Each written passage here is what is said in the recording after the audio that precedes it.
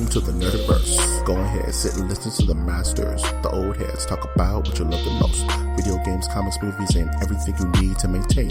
We got the knowledge that's straight out the ether. Gonna need a drink and have to take a seat to expand your mind and listen to the speaker. Mike and the squad's gonna give you what you need. Please send in a question, come and get some answers, learn a couple lessons from the masters with the special guests. We got the Green Lanterns glowing on their chest. Yes, please sit back and relax, cause we're gonna hit you with them stone cold facts. And allow me to be the very first to welcome you to the masters of the Nerdiverse.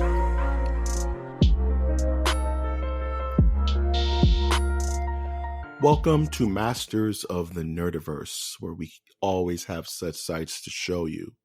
You can find this venom-induced madman of a podcast on iTunes, Stitcher, Spreaker, SoundCloud, YouTube, iHeartRadio, Google Play, and of course, Spotify. I'm, of course, your host, Mike G.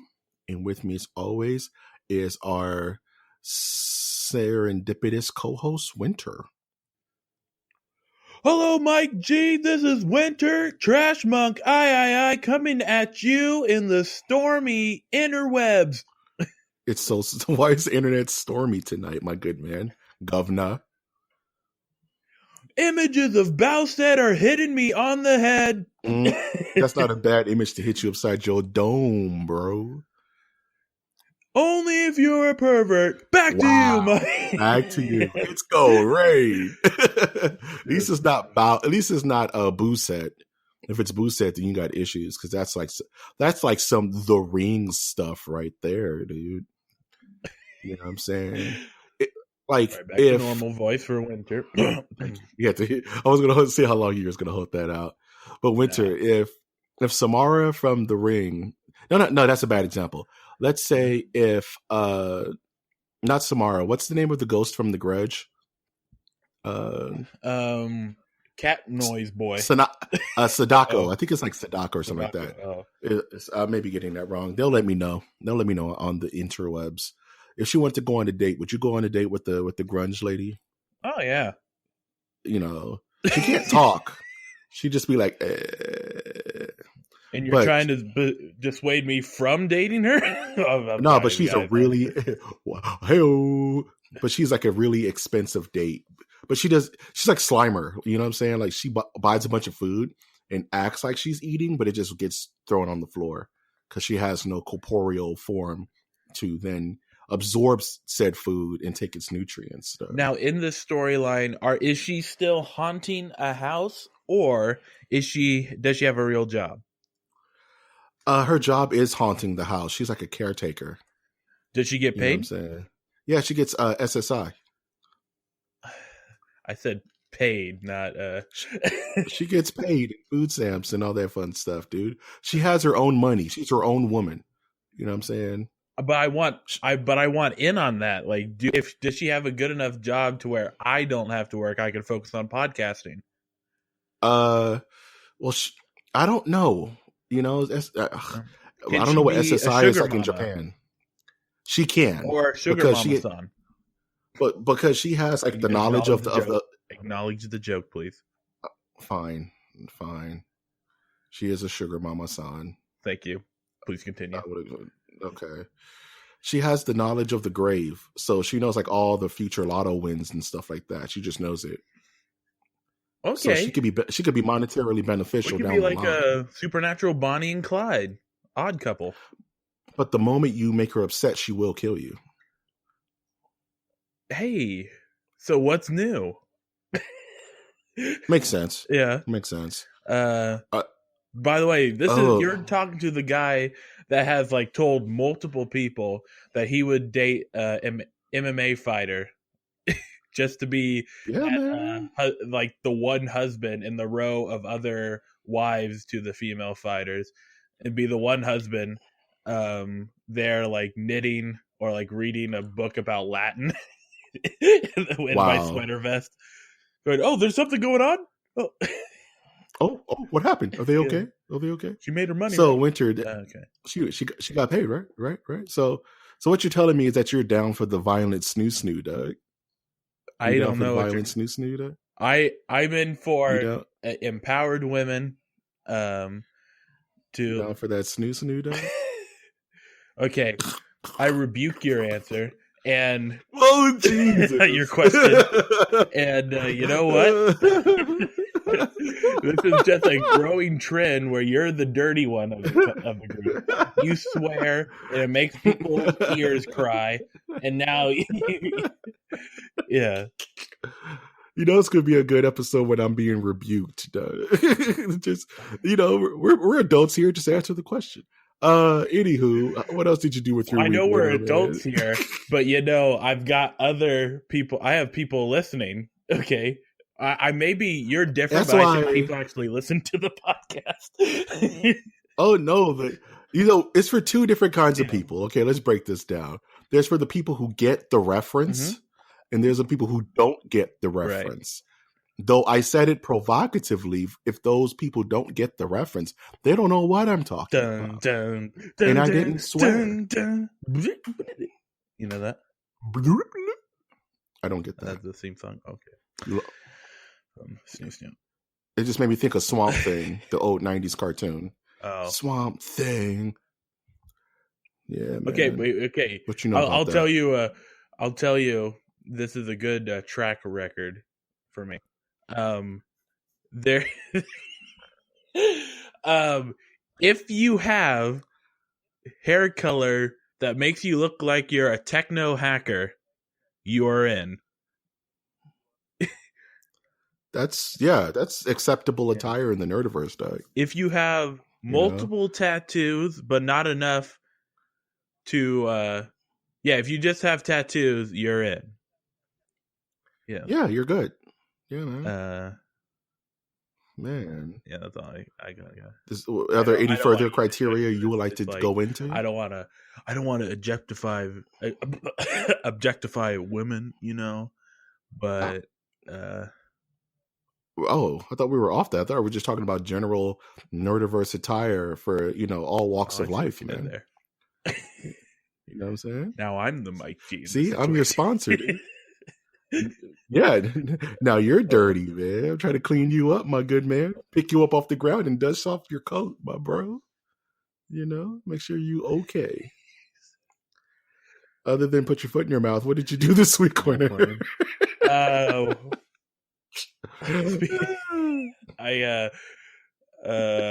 Saturday I cleaned house and played a lot of League of Legends. I'm becoming convinced that it will never take the place of like Overwatch or Paladins in my life, but it can get there.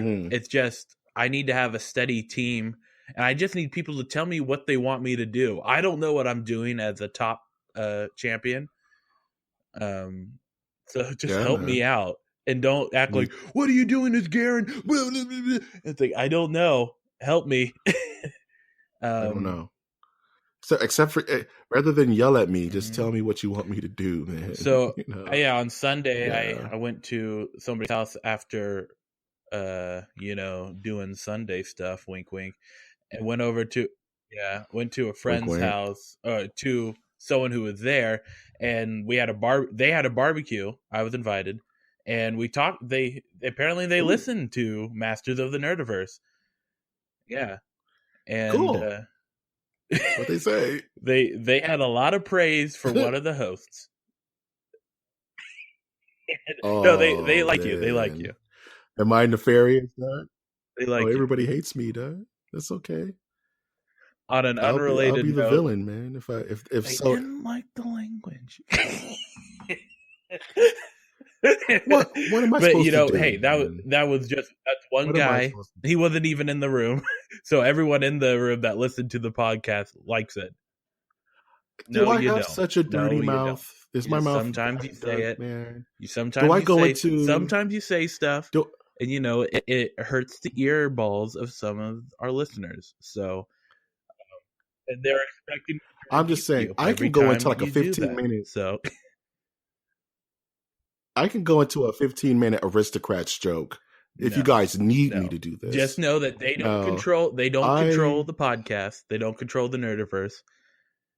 They can stay in their monastery, their moralistic monastery, off on the third quadrant past Xenu, and the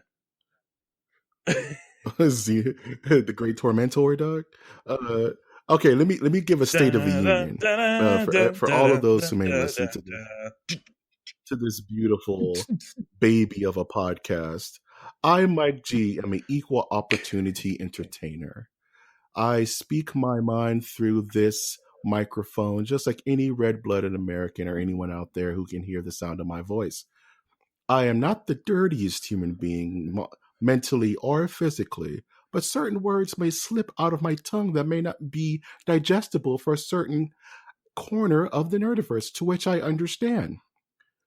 But if you bring up my Chinese or American heritage again, I'm going to collect your effing head.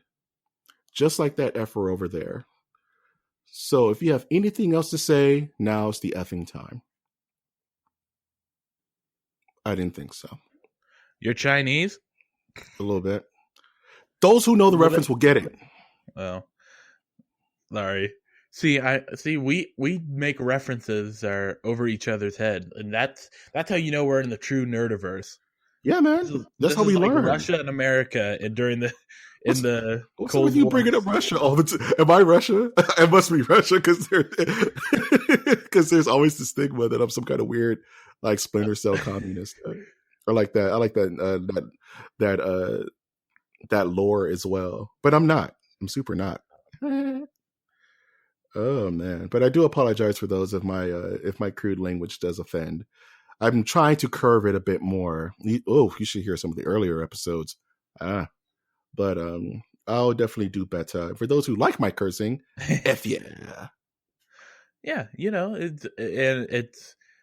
it's a growing process for both people involved. I don't know if I was even supposed to bring it up, but I just wanted just wanted people to know that hey, I need the feedback, man. Mike and I talk about these things. We as masters of the Nerdiverse in our own separate quadrants. He's East Quadrant. I'm East Germany. I'm West Germany, and we talk about these things. And we're soon masters. We're soon overlords of the Nerdiverse, I guess. Yeah, man. We're gonna graduate. You're Biloxi, Mississippi. And I'm Chirac. You know what I'm saying? This is how it goes. Chirac. Represent. Yeah, man. Is that a real place? Or is that just a Spike Lee movie? It's not. That's neither.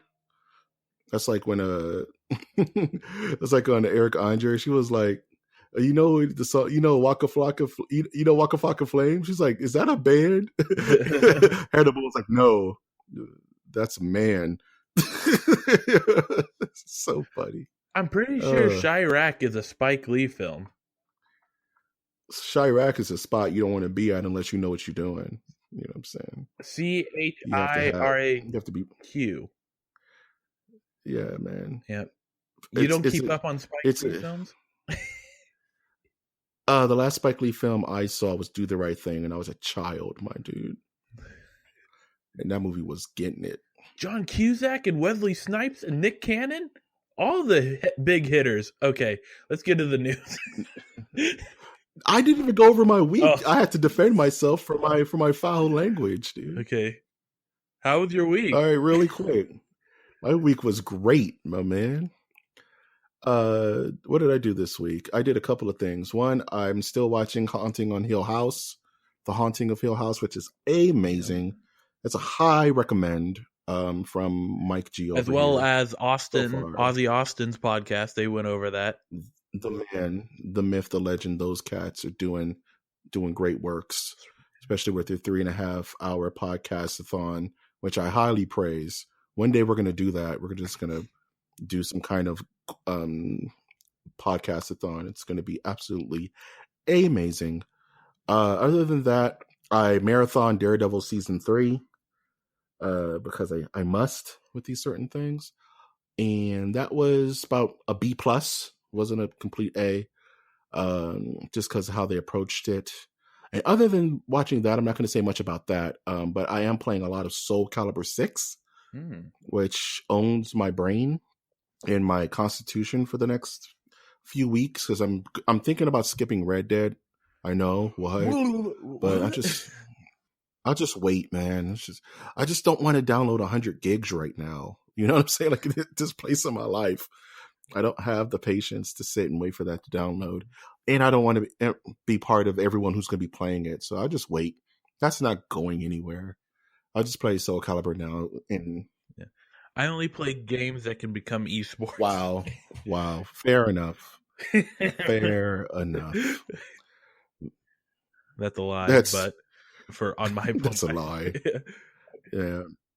I play Civ 5.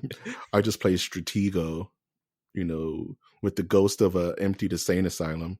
Amazing. Oh man. Yeah, like you said, let's get into the news. Let's get into some news. Yeah, man.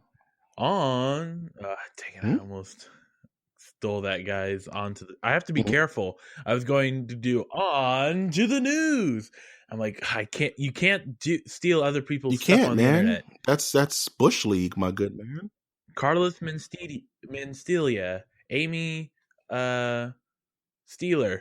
You can steal it. You just have to have it in a completely separate octave. You got to do it. If they do it high pitch, you got to go low pitch. That's how you do it. That's how thievery works. My goodness. But we need a catchphrase for when we're about to go to the news. I guess we'll talk about that off the show, but I don't know. Okay, I'm pretty quick on my feet. Let me give you one. All right. Mike G's got the news from the RSS feeds, and now it's time to feed me Seymour. Take it away, Mike. I don't like any of that. Take it away, Mike. You just threw me the chainsaws, and I have to juggle them. Speaking of awkward pause, I'm going to mix things up and go over something that you don't even know that I added to the docket, my good man. We're mixing it up. We're mixing it up. So mixed up that this article line doesn't make sense. LeBron James is set to produce a Friday the 13th reboot.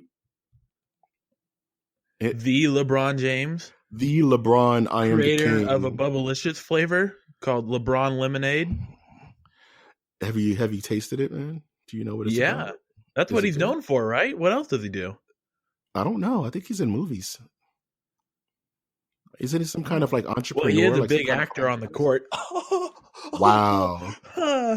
I'm not gonna besmirch LeBron fans out there, but my man is planning on producing a yet another Friday the 13th reboot with the original director of the first film, Sean Cunningham, which he's come to LA because I believe he wants to dive a bit deeper into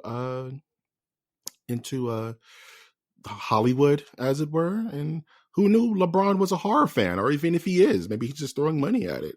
Right. I don't know. It's very interesting to me. Like, why this project? You know what I mean? It's very strange. And we talked about a couple of weeks ago that he wants to do the Space Jam movie, which, you know what I'm saying? So I'm just like, maybe you should worry about winning a championship first before doing the whole Hollywood thing. It seems like there'll be like a mental distraction. No, I mean, if you got the money, honey, Hollywood's got the time, we will say, unless... I don't know, man. Hey, I mean... Fair enough. I mean, in the sense that, hey, I want to make this movie right now, and it's going to be Friday the 13th, and they smell like, franchise? Yeah. Ugh, that's Hollywood for you. How can we fit this into the Marvel universe? Actually, Jason would fit quite well into the Marvel Cinematic Universe, actually. Just throw him on Netflix. You'll figure it out. Freddy versus Jason versus Wolverine. Jason versus Luke Cage. They're both fighting to get their own shows. Oh, I like that. That's dirty. Speaking of that, no. I got something to throw in here because you mentioned LeBron James. Okay. Yeah, you got it. Yeah. So another. I already messed up the lead. So another story this week was Nike signs their first esports star.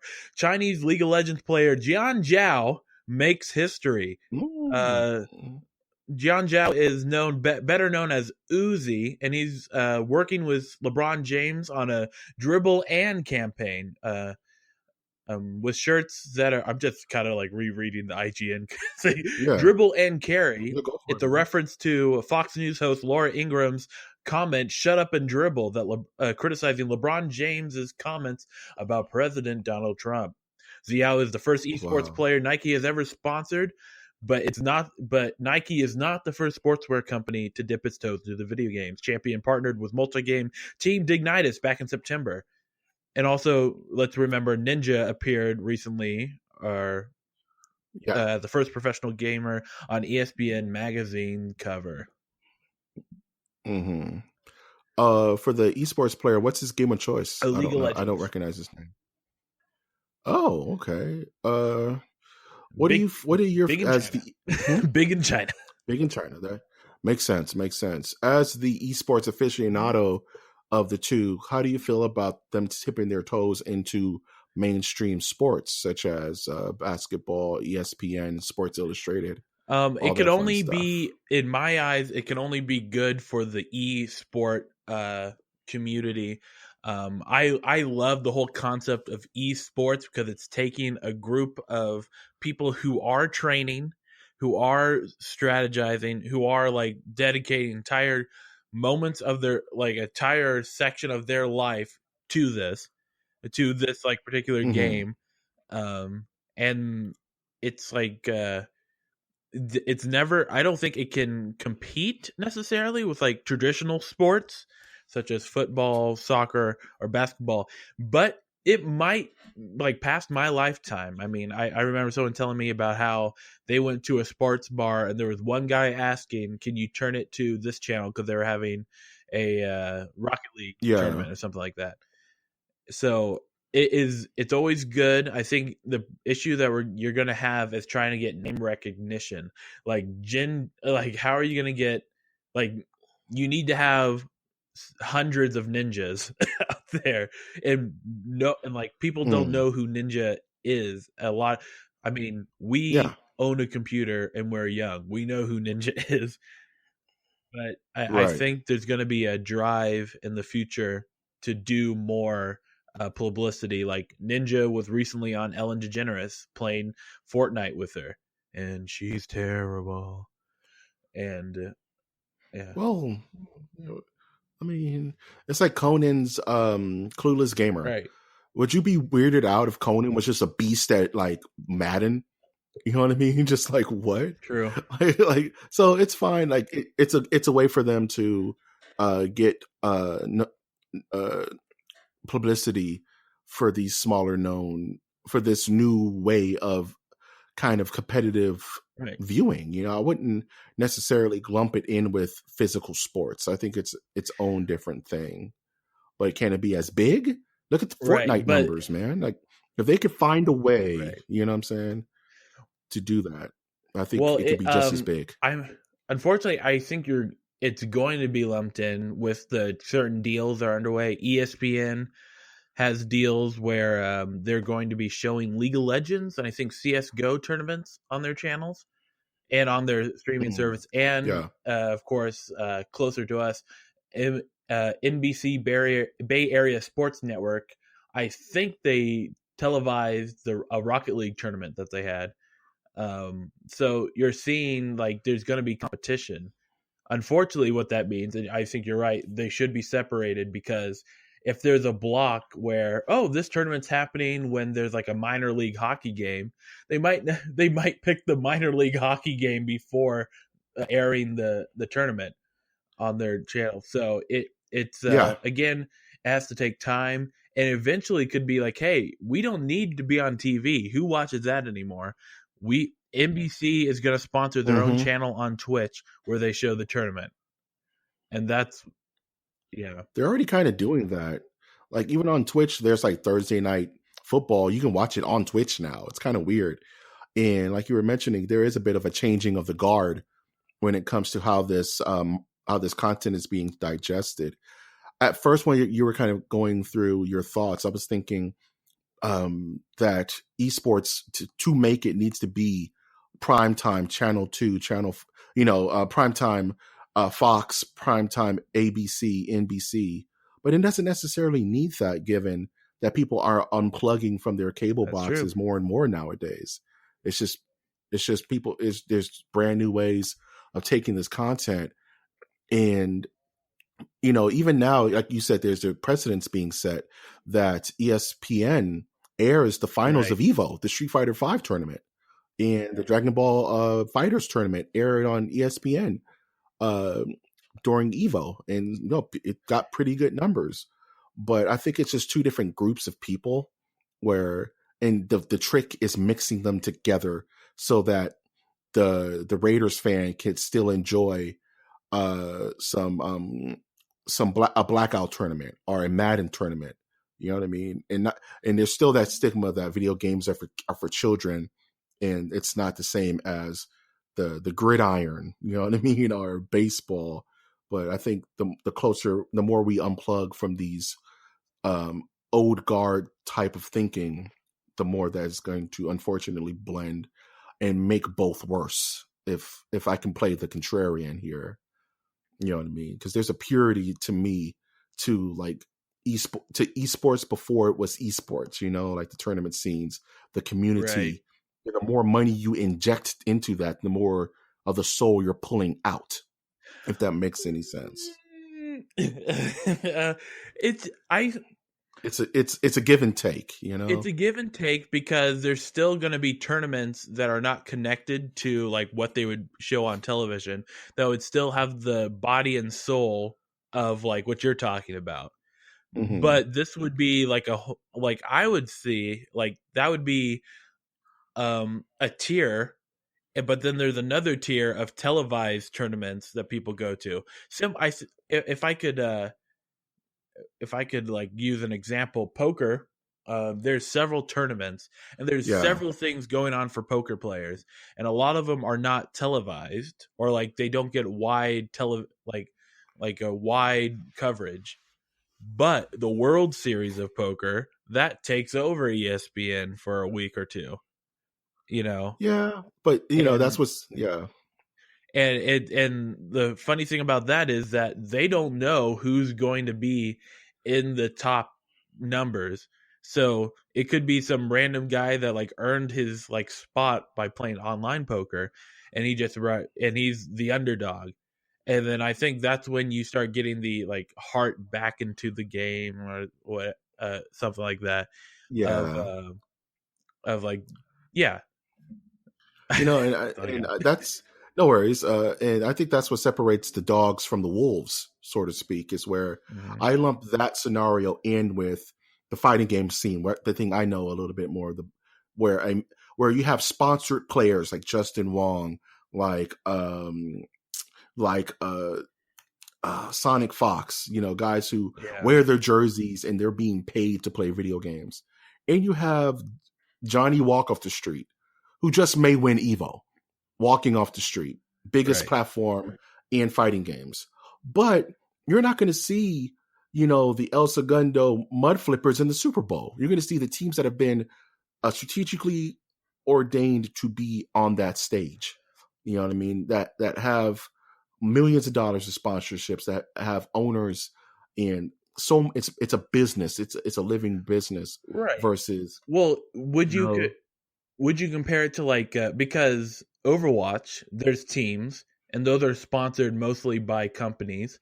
Like T-Mobile has their own team. Right. It could essentially be like, I want to go to like the club system of England where, no, I can't do that. I don't know what I'm talking about. It's just like there's a team headquarters and these players represent this team and the people they sponsor, but they go do tournaments. I think that's how they do it. Like team. Yeah. But we spent a lot of time talking about esports, so I'll give you no worries. It's just give me your final. It's just a very interesting topic. So yeah. What's your final thought on this? I have another story about esports that will come up later, I assume, and I think esports is still relatively new. It's still like esports. New in the sense of the amount of coverage it's getting. We might as well talk about it now. If you just, we can just esports power hour. Let's just do it. Yeah, so esports. Another story this week on esports has to deal with CS:GO, one of the more popular esport games that's actually global. Uh, Not a play on global offensive. And anyway, this was a tournament that happened in Asia where a player was caught cheating during the tournament. Surprise, surprise, surprise. Yes. Once again, uh the Asian gaming community gets a black eye for cheating happening. Uh Mm. Not to yeah, apparently they found a suspicious files on his computer and he was using an aimbot. And this is so Oh, really? yeah. It's So what a and scumbag, dude. like he tried to delete it while they were looking at the computer and they stopped him. And so now he got fired from the team Optic India. All the Mm-hmm. players were released. All his fellow players were released from the team because they were all banned as well. Wow. Okay, the team disqualified as well. They were all released so that they can seek other teams. And Optic India is now shut down. It's no longer an active Yeah. team. You cheated, man. Like, I have no remorse for this guy. I mean, I Right? get it. I super get it. Like, you want to win, but when it comes to computers and things like that, it's not like you can. There's ways to test these things, and how do you? My question is, how did you make it so far using an aimbot and nobody kind of caught on that this guy was legit cheating? Right. Well, That's tricky to me. Like what? Like how yeah, did no someone one made a notice? mistake, I would assume. Either they need to up their protocols on what they do for testing before a Mm-hmm. game. But again, this is just like another. This is another. If there's a timeline of different things that goes on in Asian video game tournaments, going all the Yeah. way back to StarCraft 2 and rigging like who's going to win or lose in South Mm. Korean StarCraft tournaments. That's crazy Yeah. because going back to like my analogy, my esports experiences Uh-huh. with fighting games, right? Yeah. And the bigger you get, the more structured the tournament is. Like if I'm just going to like hole in the wall tournament, there's a chance somebody may bring their own system. You know Yes. what I mean, or bring their own PC, and that's what everybody plays on.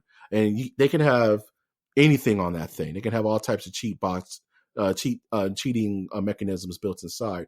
But the bigger you get, the tournament organizers will start to bring their own systems. You know what I Correct. mean? Just bring your arcade stick. We take care of the rest. We got the TVs, we got the PlayStations, the Xboxes, I whatever you think that need. they do for Don't Super bring that. Smash, right? You just bring your controller.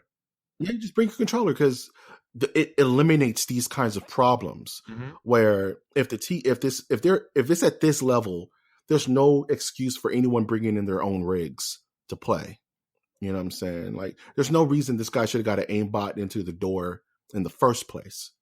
You know, because the organizer should have already had rigs set up so it's an even playing field. Mm-hmm. Everybody's going to play on this rig, this type of computer across the board. Just bring your playing gear, like your mouse and keyboard, wherever you need to be comfy. But we got the rest, and I think that's a big oversight on that tournament to allow people to bring in their own computers that can have an infinite amount of gnarly stuff on there to give them an edge. You know what I mean? That's kind of silly to me. Yeah, I I don't know. mean, yeah, like there's going. I think the software's already out there. I think there's a couple of people that already use it, but there's going to Yeah. have to be like a company that comes out going that we're like how there's the anti-doping committee for the Olympics. See how well Mm. they've done, and And then they're going to come out and like we're the anti-cheating commission for all wow. esports, and see how well they've done. So Well, like you said, this is all still very new, yeah. and these checks and balances are being set by precedents. You know what I'm saying? Like when the problem happens, then you build a new rule to fix that problem. But since it's so new, they're like, oh, we didn't know we had to look out for that. It's like, what? No. That's why the police have internal affairs. That's why, football has refs and, the league and things like that to try to at least try to check this stuff, even though it slips through all the time because cheaters are going to cheat. But, that's allowing other gaming teams to bring in their own rigs for other teams to play on that's kind of silly to me. I don't know, especially at that level. You know what I'm saying? Yeah. Again, man, time will tell. Time will tell, and this is in hindsight, this is a good thing because if they didn't, happy they caught these guys now and knocked them out the box rather than they win and then after the fact you find out they won by aimbot. That would have been a way messier situation. Correct. You know what I'm saying? So, okay, as I kind of alluded to earlier, Netflix canceled Luke Cage after 2 seasons. This is right after last week where they canceled Iron Fist after 2 seasons. And I think the writing's on the wall that Marvel's pulling back their darlings from Netflix, I want to say. Oh, so that's... I totally missed that side of it, that Disney streaming app is coming. So, yes, so these absolutely. shows couldn't necessarily be brought back. Wow. I just thought Netflix was like, these shows are bad, I'm done. No, because Luke Cage was not necessarily bad. Right. It I thought actually, Luke Cage was great. Yeah, absolutely. So that was the surprise. Like, what? And then I started making you think, like, the Disney streaming app is coming very, very soon, probably early next year. Wow. And they, sometimes you have to kill your darlings so they can be reborn elsewhere, And there was an article today from the showrunners of Daredevil saying we're hopeful we'll come back for season 4, but we don't know because you don't know until, the writing's on the wall. And the guy who played Luke Cage. Yeah. Oh, yeah. So does this mean that Orange is the New Black is going to Disney? Is that a Disney property? I don't know. I thought that was just strictly Netflix. Or are you pulling my chain? I'm pulling your chain. Okay, I'm just making sure. Who else wears orange? No, I have no segue for that. But yeah, pour one out for Luke Cage. Dr. Zeus. Dr. Zeus. Oh, man. I'm going to do something I want to call the DC, my own little DC Power Hour, because there's quite a few things I want to talk about. Yeah. Before I get to my major thing, I'm just going to rant on for a cool minute. Just really quick before I start that, Guillermo del Toro is set to direct a stop-motion animated Pinocchio film, which is cool. Good for him. Hopefully it's good and nice and dark. People forget how dark Pinocchio is, but that's kind of a scary movie, actually. Pinocchio's pretty trippy. Monstro and the Island of Donkey Children and all that good stuff gets pretty heavy. So I'm really interested to see how that goes. But I'm going to call this the good, the bad, and the ugly for this DC news. Let's start with the good, which is, I'm going to call this this is tough. Okay, I'm going to call this the good. And this is that Wonder Woman 84, which was slated to, the sequel to Wonder Woman, was slated to release in 2019. Mm-hmm. They're pushing it back to 2020 for reshoots and editing and just making sure it's right. So what did that mean for what happened? Pretty much what happened is that it was coming out around some heavy hitters. I think like Frozen 2 was coming out around the same time that was going to come out, and it was going to air in the winter. It was going to be released in the winter, which is really, unless you're Star Wars, a place where movies go to die. You know what I'm saying? So they moved that up to next year, summer of next year, which will be a way better place for that movie to thrive and make more money. You know what I mean? There's a couple of heavy hitters around that in hindsight, DC is not in a confident place where they can just release it whenever and they think people are going to go see it. So I think this is good news. Push this thing back as much as you need to get it right. You know what I mean? All right. But there's the reason why I ask is just the reshoot mentioning it. It seems like the delay would mean that they've had some test screenings or like they've shown some footage around and people aren't liking the direction the film is going. That's a common misconception about, and it really started with this whole cinematic universe thing and so much heightened expectations on these films to be successful. Right. Reshoots happen with every film. All films do reshoots on some level. Maybe post-production or bringing the actors back to film new features. Just only certain movies have such egregious reshoots that it makes it look bad, like Rogue One, Suicide Squad, and Batman versus Superman and Justice League. You know what I mean? But mostly all movies, even Avengers Infinity War had reshoots. Avengers 4 had reshoots before they closed things up. It's just part of movie making. People get different ideas, and our things could be better, and the director calls everybody back. So reshoots in themselves are not bad. It's just kind of looking over your work before you turn it into the teacher. You know what I mean? So erasing an answer you thought was right and trying to figure it out again, that's fine. Okay. It's just some movies are so bad at it, and it's so gnarly how they approach it that it looks negative. So reshoots are, ladies and gentlemen, reshoots are not horrible. Reshoots are good, just depending on how much money you're sinking into it and how extensive those reshoots go. We're looking at you, Justice League. The bad is the CW crossover Elseworlds that's coming out, and there's one thing I absolutely love about it, and it's one thing that looks kind of funky.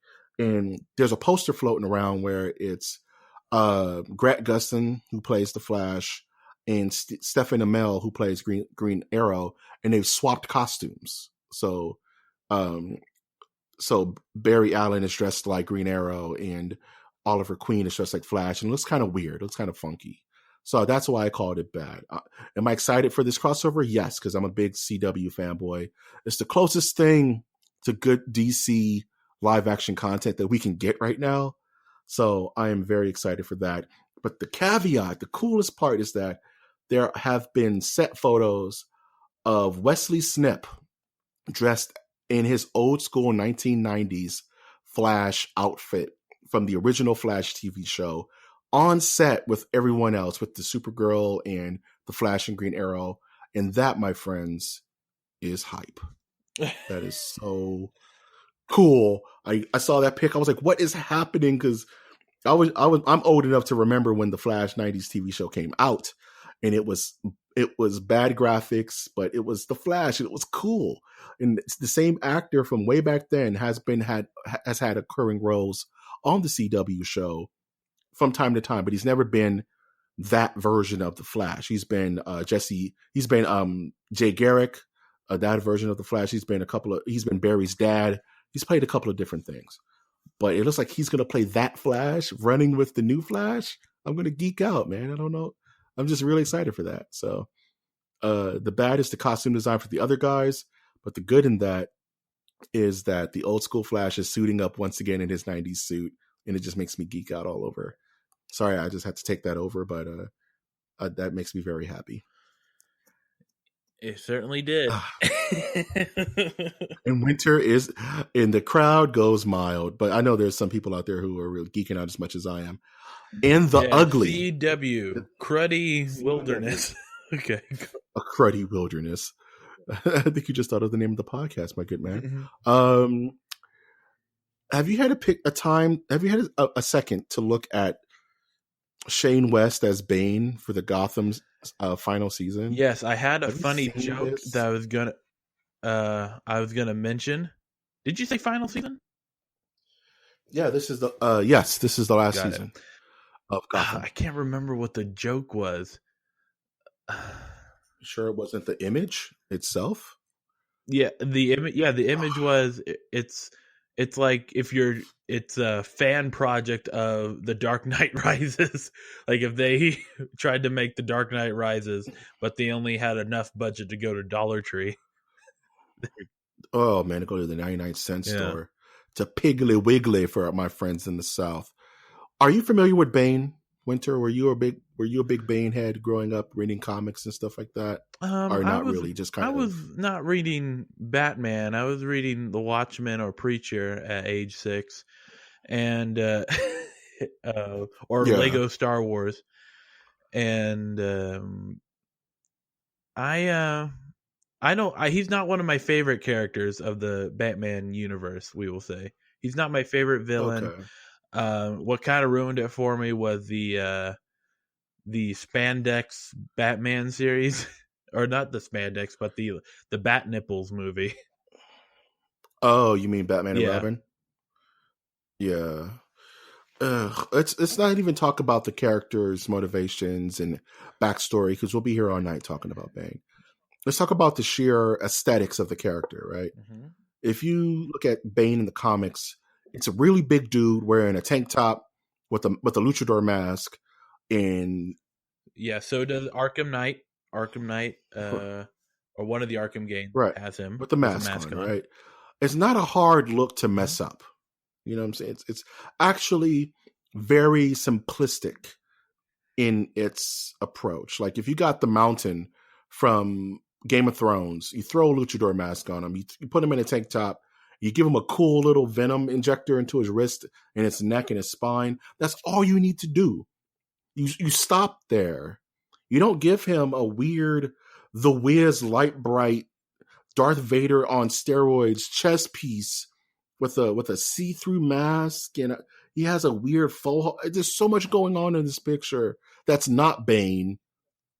It just makes me so frustrated. It's like if like the rule of thumb for me for any kind of costume design for any existing character, maybe Dick Tracy or Conan the Barbarian, you should be able to squint and it looks like the character from the comics. You know what I'm saying? Like you squint and look at Iron Man, it looks like Iron Man, right? And then when you open Right. up your eyes, there's all types of little details and finite creative things you can do.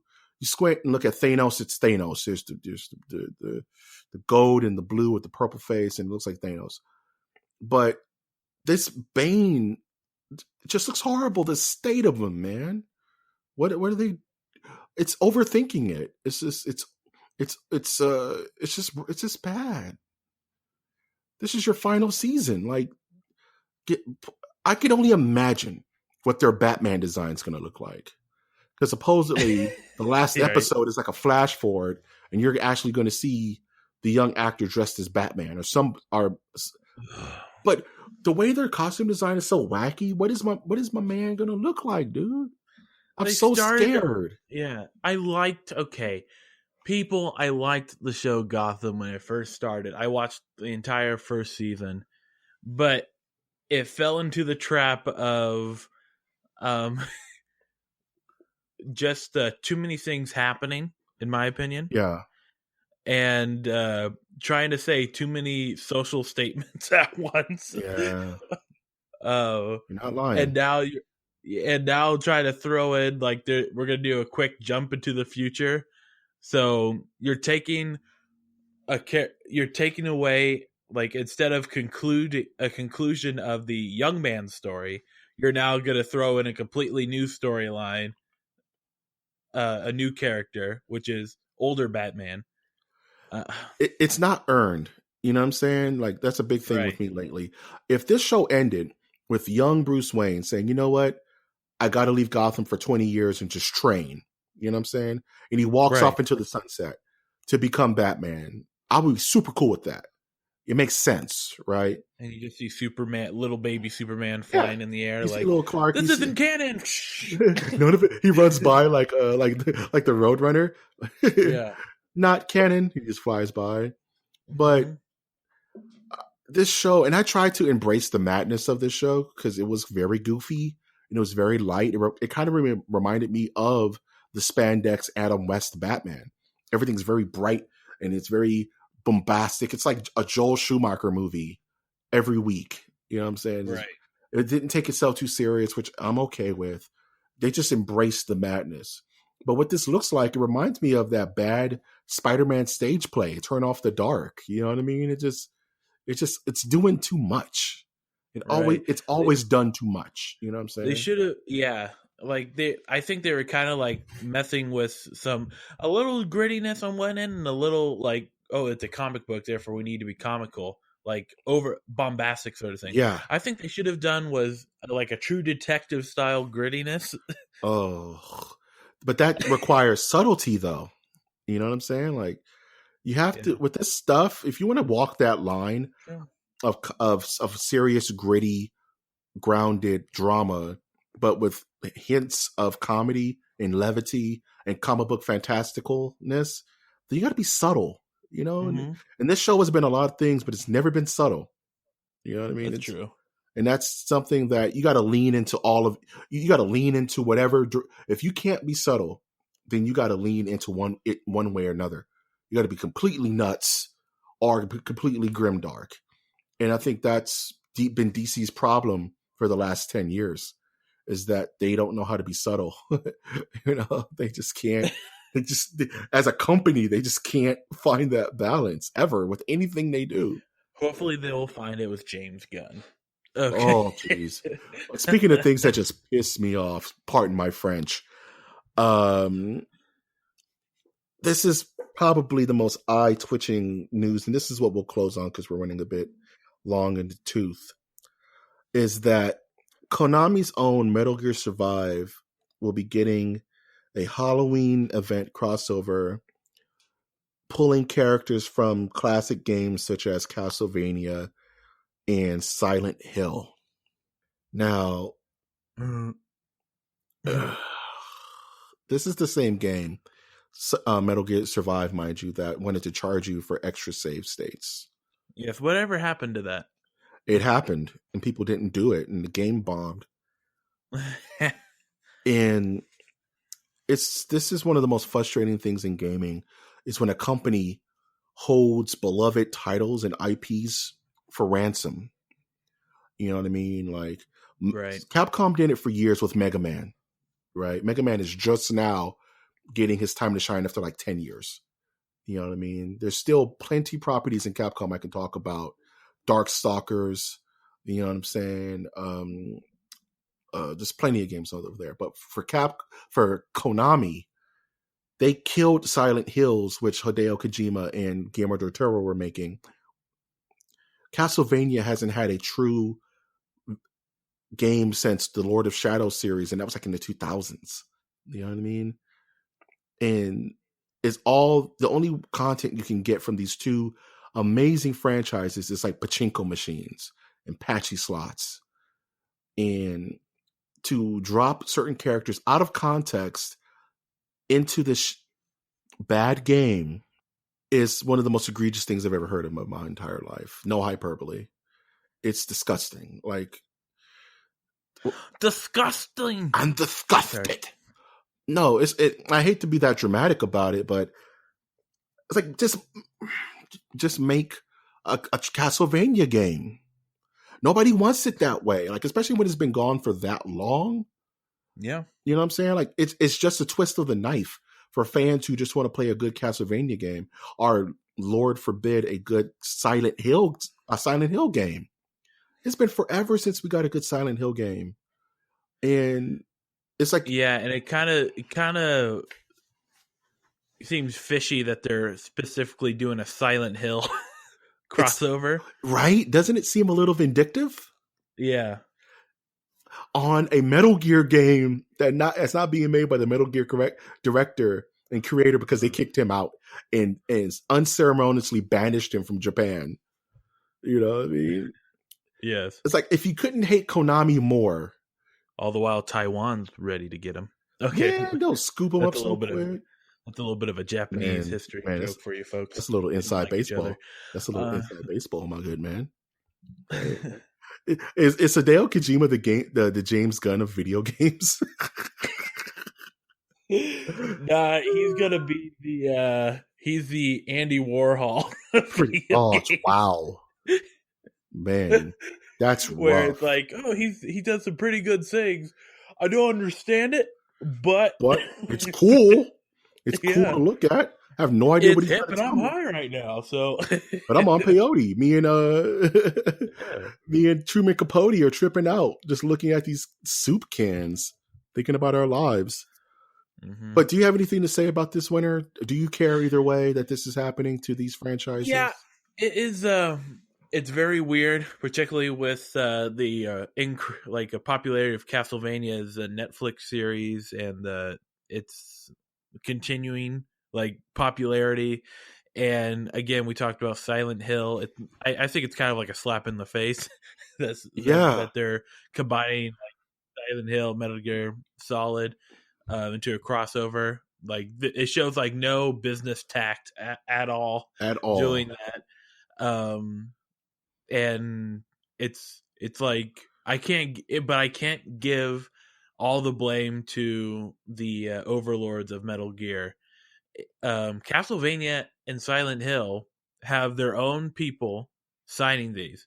Like, and it could be, I mean, there's people who had to sign on both ends. Right. Even if they're in the same company, they would have to agree to do this. Right. And so, yeah. So it is, it's just unfortunate that it's just completely oblivious to fans' reactions to these type of things. And it reminds me of like Dead by Daylight. Mm-hmm. They included Mike Myers into it, which was a cool idea, but it made people go, "Well, why don't we have a Halloween game?" That's the problem, isn't it? Like, in my mind, yeah. And while you're thinking, as you mentioned that, I started thinking like, well, Simon Belmont and Richter Belmont and all this cool Castlevania stuff is coming to Smash Brothers Ultimate. You know what I'm saying? Those are the new characters for the new Smash Brothers. And you say, well, what's the difference? Right? Like, why are people cheering for Castlevania and Smash Brothers and jeering? Well, there's a big difference, I would say. Go into that for me. So the big difference is that Super Smash Brothers has a history of having such a crazy pool of characters to the point of like, why is Snake in here? Sort of thing. Preach, like man. They have a set. What is it? Like, this is what people should expect. That they're gonna have all your favorites, then some crazy ones, similar to Soul Calibur having like Yoda in something. Mm-hmm. But Metal Gear Solid, though, or Metal Gear franchise, does not have that. They have, you're going to play specific people and this specific universe that is not brawly. It's not like an action game where people are expecting crazy characters. Mm-hmm. It is this. And then you're trying to put it into a survival Metal Gear game that is also not known for being crazy. Mm-hmm. And there has been precedents where Metal Gear has had wacky stuff go on. Like in Peace Walker, there was a weird Monster Hunter crossover, if I remember correctly. But that was on a PSP game that didn't necessarily. And Peace Walker is an amazing game. Don't get me wrong. Metal Gear Peace Walker is awesome. But you know what I mean? Monster Hunter wasn't dead. You know, Monster Hunter has been thriving since it's been, Monster Hunter is huge in Japan. So it makes sense. Right. But we haven't had anything for Silent Hill or Castlevania to make us, like you said, it sets a bad expectation.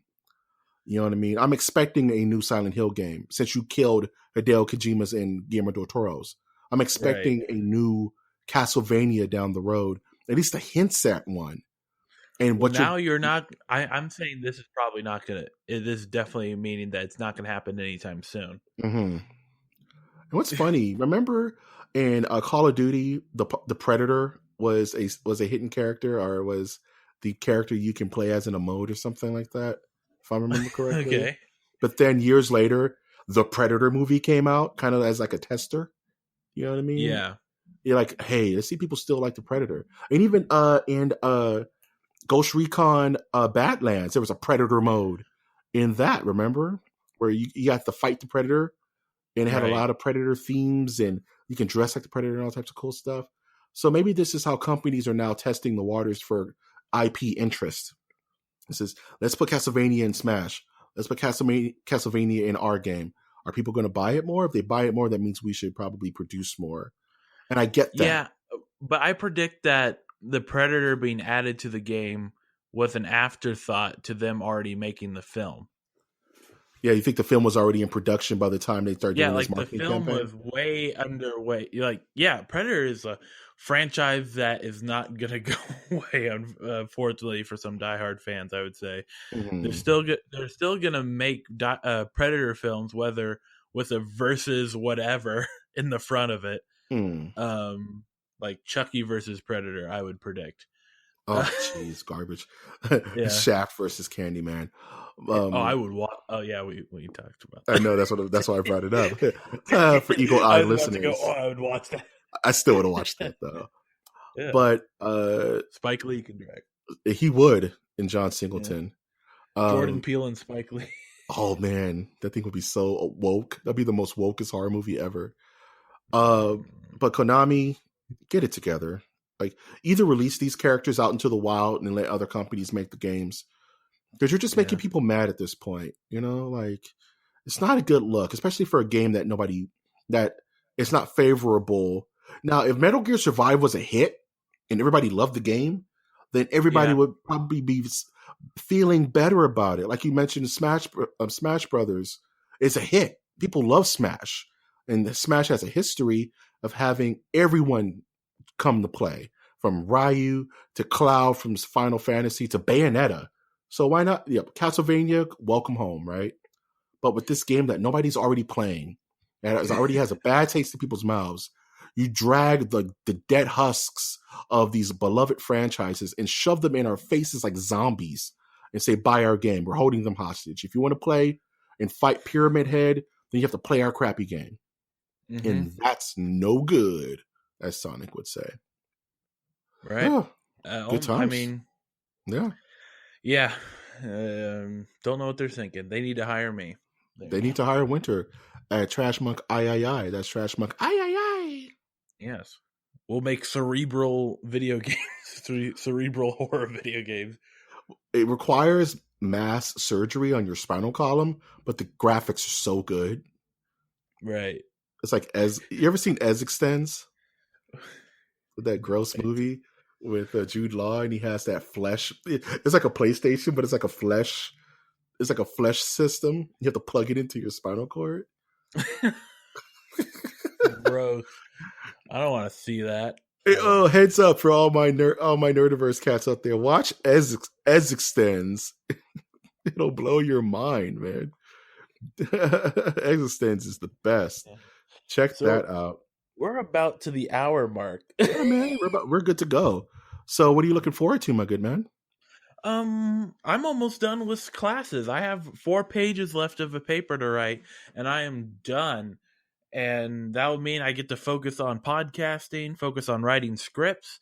About I'm at like 10 or 11 pages of a project that Mike knows about, and we're so excited, man. I cannot wait to get that email and be able to print that out and start to work. So I'm I don't want to talk about it yet until it's a thing, but it's a thing, and I think it's going to add a whole new wrinkle to this channel. Super excited. To the whole MOTN thought, the whole thought palace that is MOTN. You know what I'm saying? The whole thing. Yeah, man. Jeez, you Sherlock Holmes, huh? I'm trying, dude. Mm-hmm. I'm trying, man. I'm a BBC. We did cover that Sherlock Holmes creators are making another show, right? Dracula. Yeah, we talked about that last week where you got mad at me because I said that Lucy in the Sky with Diamonds was about Lucy from Dracula. Oh, yeah. You called me an idiot, and I was like, yeah. What are you going to do for your week? I'm going to play Soul Calibur until my thumbs bleed. That's what I'm going to do because Ivy needs to be perfected.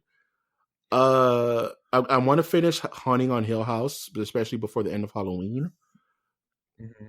Other than that, like in my personal life, work has become so overbearing that I'm so happy to be able to do this show that I can just decompress from the everyday world and then be able to drop into the matrix, which is podcasting. So our October is pretty stacked in regards to just, we've been doing it big on Halloween and like just horror and just that kind of content on the channel all month, especially with our Ready to Scares that are coming out every week. So that's going to have a very good finale on Halloween night. And I plan on having something special on Halloween night. So I'll keep you guys posted next week on how that's going to go. And that's pretty much what I have planned. It's just closing out October strong, playing some Soul Calibur until I am the best on Earth, EARF, and giving you guys the best show I can possibly can, because you listeners make this pie all the more sweeter. I thank you for that. Cool. Any passing thoughts before we close this bad boy out? Yeah. There. Keep looking at esports. Keep look into like getting into it. It's still an open world. There's still like people wanting to form teams. I would encourage people to get on the train before it leaves the station. Okay. Good times. And I will back that up in saying, but have a game plan. Those who are looking to make this a job, you still need a job. So, you need to live. You need to live. So, for those who want to be Let's Players, or for that matter, podcasters or esports champions, still remember that you need an education and you need to better yourself academically. So don't make that your entire life. Read books, stay in school, don't do milk, drink drugs. No, I'm just playing. Just this stuff can be very consuming, especially to our young listeners. I'm assuming we have some young listeners out there. You got to learn balance. I like playing video games as much as the next person. I love comics and all this good stuff, but you still got to go. There must be balance in the voice. Oh no, I'm doing kind of a PSA, but just to back that up, if you want to be an esports champion, balance that with school and getting good grades. Because honestly, the smarter you are, the more you can outsmart people in the video games. You know what I'm saying? Only you can prevent forest fires. I do kind of. People have said I do kind of like Smokey the Bear, my dude. I just need the little hat. I'll be good to go. But who's calling you Smokey the Bear? What parties are you going to? Hey, you ever seen The Shining? That's split second. I've seen the Shinnin'. I've seen you want to get sued? We're old. Okay. We're old.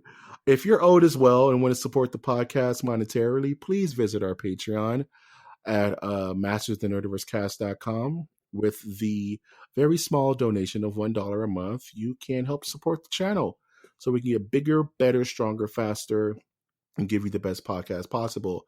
But if you don't want to support the channel monetarily, that is awesome.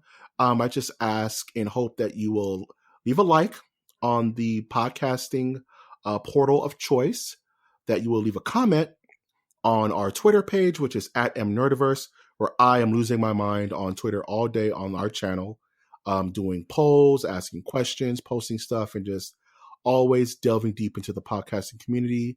And please subscribe to the podcasting portal of choice so that you can stay up to date with all of our new content, especially our one-offs. I know we do the weekly show where we go over the news, but there's also some zingers that come out during the week that you may be surprised to hear. Female Cenobites, you wanna? You wanna? Don't you wanna? Maybe we want you. Maybe it isn't such a waste of good suffering, my lady. Okay. Good suffering. I've of course been your host, Mike G. And I have been your intrepid host, Winter at Trashbunk. Aye. And we will always ask you to take that one step beyond.